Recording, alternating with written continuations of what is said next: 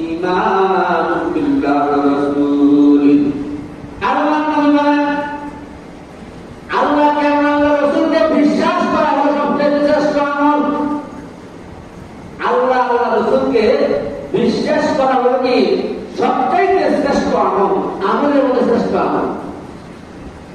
ইয়া রাসূলুল্লাহ সুন্নাহ মাযা ইয়া রাসূলুল্লাহ, আল্লাহ নবীকে আমার প্রশ্ন করা হলো, হুজুর এরপর কি আমল, এরপর কোন আমল শ্রেষ্ঠ? আল্লাহ প্রথম তো বলছেন আল্লাহর রাসূলকে বিশ্বাস করা হলো সবচেয়ে শ্রেষ্ঠ আমল, তারপরে সবচেয়ে শ্রেষ্ঠ আমল কোনটা? আল্লাহ নবী বলেন